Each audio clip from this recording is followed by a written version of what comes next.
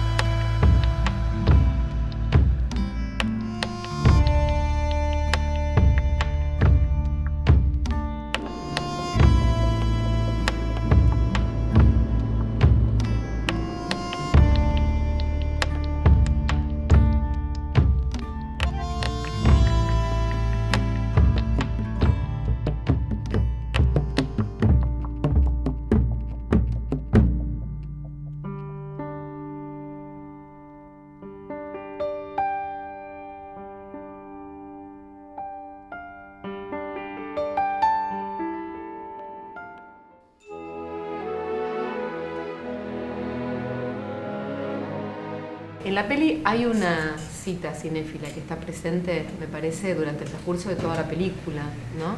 Y eso debe tener que ver sin dudas con el cine que a vos te gusta o algún cine que seguramente te marcó cuando eras más joven. Ahí aparecen desde Godard y Truffaut hasta Hitchcock o qué sé yo, o Scorsese o Bergman, Antonioni. Dice que ya los clásicos más clásicos, ¿no? que son los tipos con los que yo empecé a aprender a ver cine. Son la primera gente que Buñuel, la gente con la que empecé a estudiar cine, con la que empecé a descubrirlo, muchos cineastas latinoamericanos, Mimo Pino, Fabio, Glauber Rocha, aparecen desperdigados por ahí. Y me preguntaba yo qué pasaba con vos y qué querías hacer cuando estudiabas y veías esas películas que tanto te impactaban y que homenajeasen en tu película, digamos. ¿Qué había de motivación en vos? ¿Por qué querías hacer cine? Mirá, yo empecé a hacer cine, empecé a estudiar cine en realidad cuando terminé la secundaria en un taller de cine, que acá no había escuela en esa época. ¿Y quién daba ese taller? El taller Arteón, que estaba a cargo de Raúl Bertone. En esa época también estaba Carlos Cocker, que es hoy docente y realizador, también daba clases ahí. Gente que ya no está más, o que no sé dónde anda, digamos. Digamos, es un taller más de encuentro de gente. Yo ahí también conocí que yo tenía 18 años y empecé a conocer gente que venía de experiencias también, no cinematográficas, sino de estar en Cana en la dictadura. Y era como un espacio para hablar, en donde, aparte de cine, se hablaban de otras cosas. Era un espacio bueno como para intercambiar un montón de cosas, no era solamente cinematográfica. Entonces empecé ahí también a descubrir ciertos mundos que para mí estaban totalmente ocultos, qué sé yo. En esa época recuerdo haber visto Alphaville de Godard en la Galería Ross, arriba, en una especie de ciclo que hacía de cine. Fue la primera película que vi de Godard, o ver la película Ellos no usan smoking, una película brasilera, también muy dura, que se estrenó en esa época también, donde también empecé a encontrar un lenguaje y una cosa en el cine que para mí no era el cine que yo iba, sacaba la entrada y veía, ¿no? Era otra cosa. Y eso, creo que fueron también las primeras películas que yo recuerdo que me perturbaron más, ¿no? Alphaville y Ellos no usan smoking, te hablo de esa época. Pero el documental es algo que siempre tuvo una seducción. Es más, el primer corto que yo hago junto con Héctor Molina, el primer laburo que hacemos cuando empezamos a estudiar fue un documental que se llamó Cabecita Negra. Hice otros documentales, pero mucho tiempo después, digamos. Es decir, llevó tiempo volver a hacer documentales, pero es algo que me atrae, ¿no? El documental también en esos términos, los términos tal vez no más tradicionales, pero sí, la ficción siempre fue de lo que más me sentí cerca, o lo que más siempre tuve ganas de hacer. ¿Y qué películas hiciste? Así me las nombrás, Gustavo. Como, bueno, los largos, el primer largo se llamó De Regreso, El País Dormido, el segundo largo se llamó Camino a Santa Fe, el tercer largo fue El Asadito, después El Cumple. Y también está, por supuesto, tu último trabajo, que es una película, un largo de ficción, que es La Peli. Sí, el último trabajo, quizá el trabajo de mayor envergadura en cuanto a producción, laburo, tiempo. Gustavo, yo te pedía que eligieras un tramo de algún trabajo tuyo y elegiste de La Peli y me dijiste que ibas a elegir el final de la película. Pero me dijiste también que en general te gustaban los finales de tus películas. ¿Por qué? Porque empiezo por el final. Me gustan los finales porque quizás es lo primero que tengo. Cuando tengo el final es como que me surge mucho más rápido la película. Aparte, el final de la peli también está vinculado tal vez con otras cosas o con otras partes de mi película, de mi laburo, en donde, bueno, está presente el diálogo, algo que a mí me gusta. Está presente el vínculo del hombre y la mujer, que también era una cosa que venía trabajando hace un tiempo y que me parece que está bueno.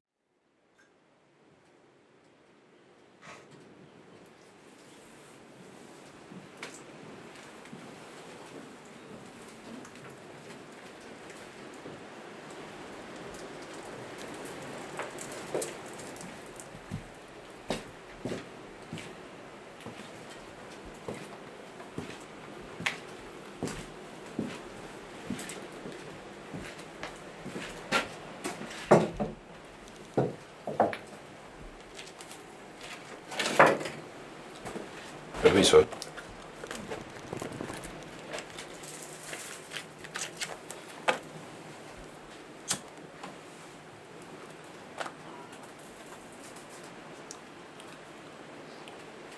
Nunca fumé. Antes fumaba marihuana. Algún puro cubano a veces, pero ni eso ya, no.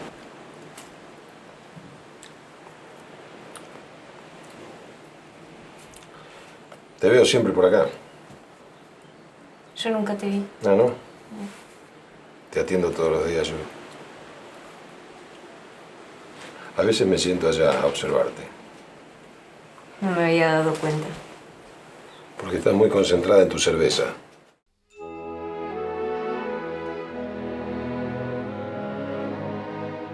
Cuando empezaste a hacer cine vos, Mariana, ¿qué era lo que querías hacer?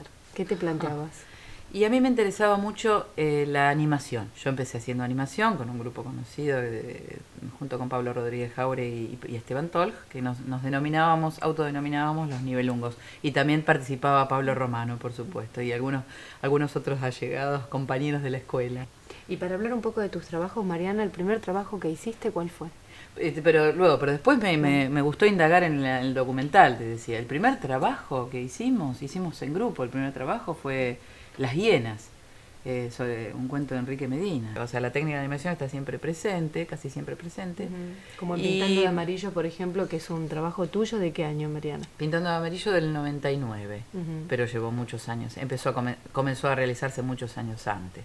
Fue un trabajo con mucha producción que empezó 5 años antes, te diría, pergeniarse. Que tiene dos homenajes, un doble homenaje. Sí, un doble homenaje, ¿no? Al cine negro, al policial negro y a Vincent Van Gogh. En Bernie, ya sí, en Juanito el sueño de la esperanza, que es un documental allí bastante poco tradicional, de estos que a mí, te digo, en los que me gustó indagar en los últimos años. Es un homenaje a Antonio Berni, pero relatado desde la animación, desde el Juanito Laguna. Y allí sí participan algunos actores. Mariana, después están tus trabajos donde Fontana Rosa es el centro, ¿no? Claro. A mí me gusta tomar algunos protagonistas, luego también estuvo el Quijote, pero bueno, el negro Fontana Rosa, me gustó tanto su obra y lo quiero tanto que me gustó hacer 2 películas sobre el negro, porque Sí. muchos se rían y me dicen, hiciste 2 películas, y bueno, una la hicimos que se llamó Fontana Rosa se la cuenta, en la que vos también colaboraste muchísimo en la parte de prensa, que hace 10 años la realizamos, y ahora Cine Negro. Pero en mi caso particular yo te puedo decir que yo estoy más relacionada al cine por otras artes. O sea, me encanta el cine y creo que he visto bastante cine, pero yo estoy más relacionada al cine a través de la pintura y a través de la literatura, y cosa que las dos artes las vuelco muchísimo en mis películas. Creo que está eso a la vista, que el cine mismo. Fíjate que Juanito, el sueño de la esperanza, es más como una poesía. Yo lo podría caracterizar más como una poesía visual que como una película. Yo elijo Juanito, el sueño de la esperanza. ¿Y por qué? Porque me representa en este último tiempo, me representa de alguna manera también ideológicamente.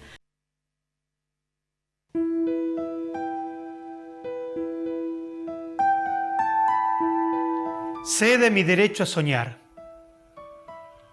Es hasta ahora lo que nadie pudo quitarme, lo que nunca pudieron arrebatarme. Miro a mis compañeros. Somos desocupados, como sobrevivientes en un barco a la deriva, vencidos, derribados, como después de una batalla o de una gran tormenta.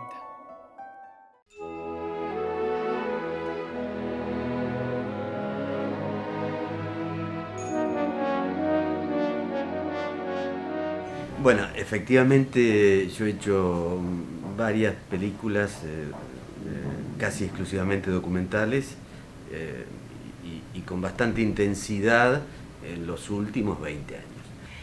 ¿Tu idea sobre el documental, por ejemplo, ha ido variando con el tiempo?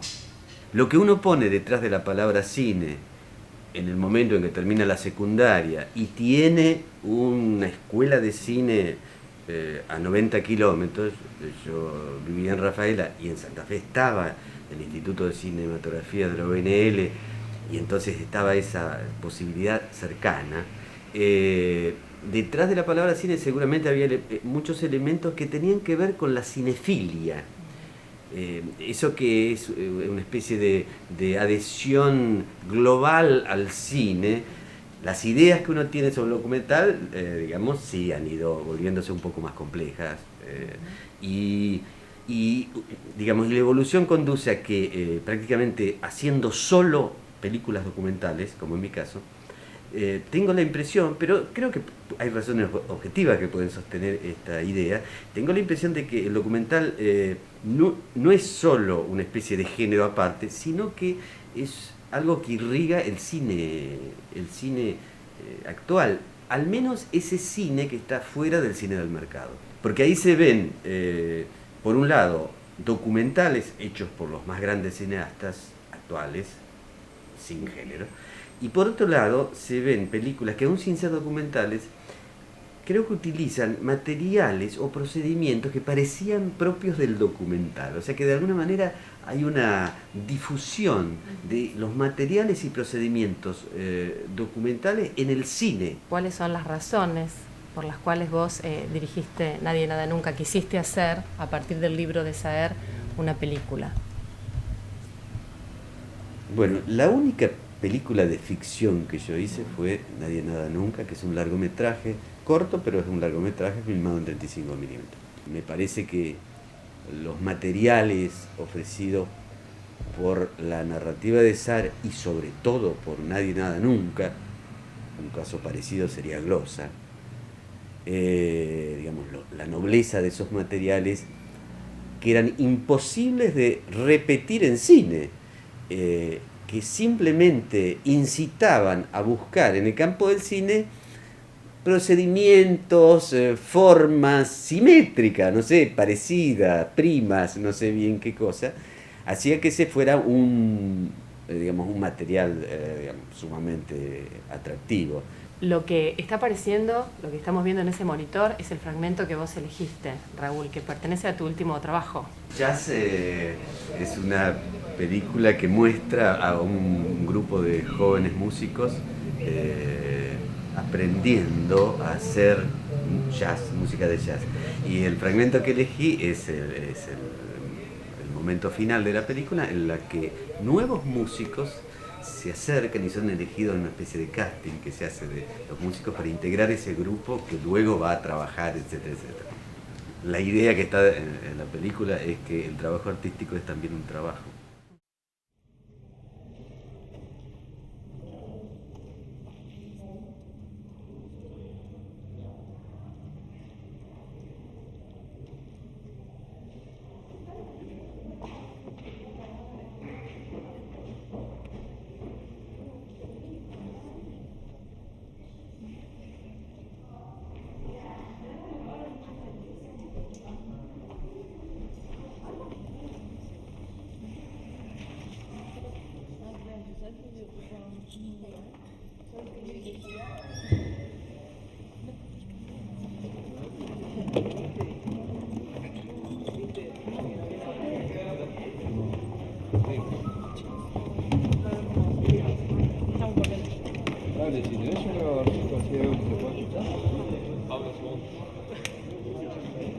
Esto no es un concurso ni ninguna cosa por el estilo, digamos. Esto es simplemente para que nosotros escuchemos más o menos lo que toca cada uno y podamos decirle, bueno, empezá a participar desde ahora o mejorar tal y tal cosa y empezar el año que viene. Así que no se sientan presionados, digamos, como que esto es nada, porque siempre va a haber otra oportunidad. O sea, no queremos que se sientan presionados como que esto es un concurso que uno se para así y se siente totalmente...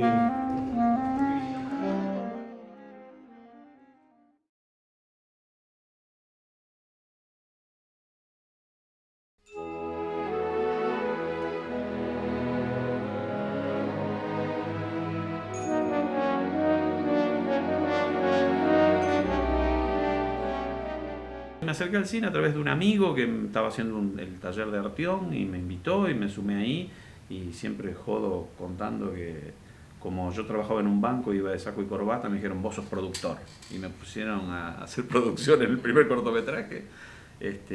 Y bueno, y en realidad resignifiqué el acercamiento al cine a través de una persona que en algún momento me ofreció dar clases.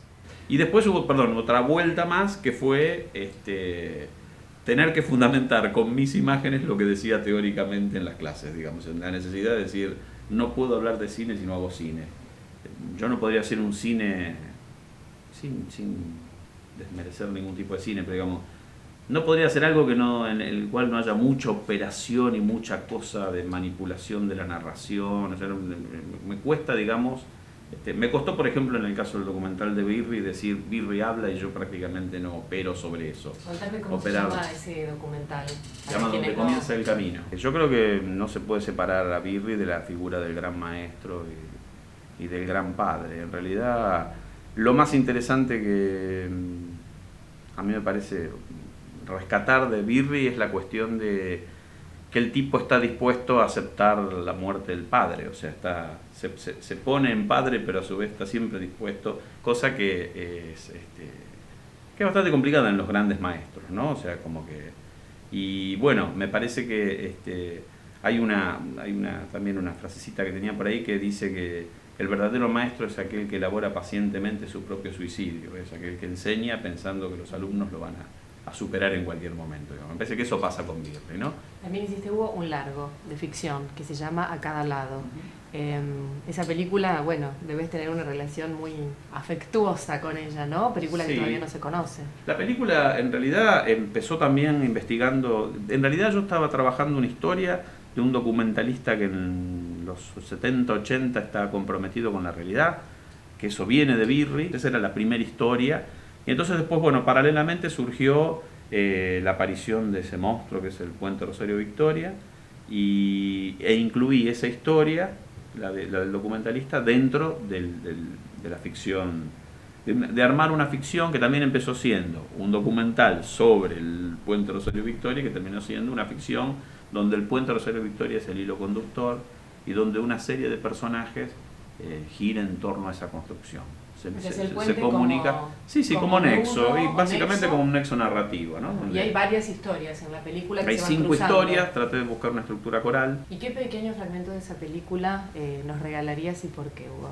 Es un fragmento basado en algunos momentos, no sé si destacados, pero sí significativos para mí, de la película, donde se ve básicamente los personajes principales y donde, bueno, y que están atravesados por un recorrido, porque me parece que la película es, como todo proceso, un viaje que vamos a ver dónde termina, pero bueno, también tomando esta frase de Galeano de que lo verdaderamente importante no está en el puerto, sino en el viaje, digamos. Entonces esto que es para este programa tiene que ver con eso, ¿no? Con que ese fragmento habla más del viaje que yo hice en la película que lo que sea el resultado final, que en tal caso lo juzgará el público. Estoy en el lugar donde se levantará el puente Rosario Victoria. Yo cruzar, tengo que cruzar. ¿Está? Es un hijo de puta, se cree que cojo con vos. Willkommen in Victoria. ¡El puente, tuerto, el puente! Saludos, adelante. ¿Vieron el cartel? Cuídala. Yo sé que para uno de nosotros no hay nada mejor que otro de nosotros.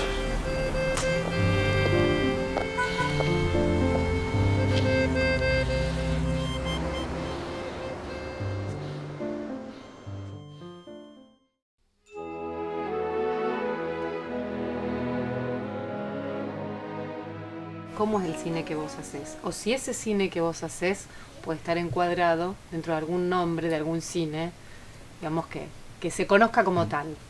Sí, en realidad lo que hago yo se enrola normalmente bajo lo que se denomina cine experimental o videoarte, porque por ahí ya no se usa demasiado, video experimental. Por las características de mi trabajo, digamos, se lo engloba bajo todo ese tipo de obras, digamos, que de alguna forma buscan expresar un poco o enunciar por modos distintos a los de la narración convencional o del tipo de registro documental convencional, digamos, otra búsqueda de expresar o denunciar a través de imágenes, de sonidos, ¿no?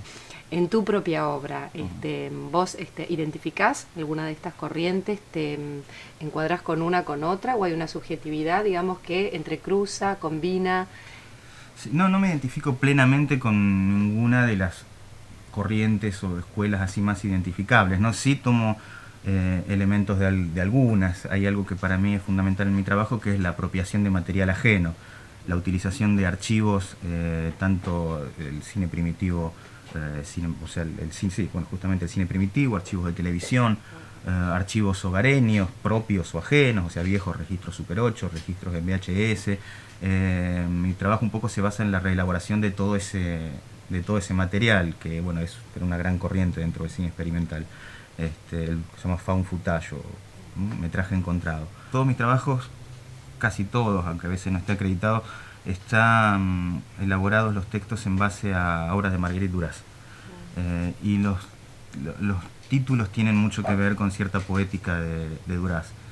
La música en tus trabajos, ahí también hay algo muy personal.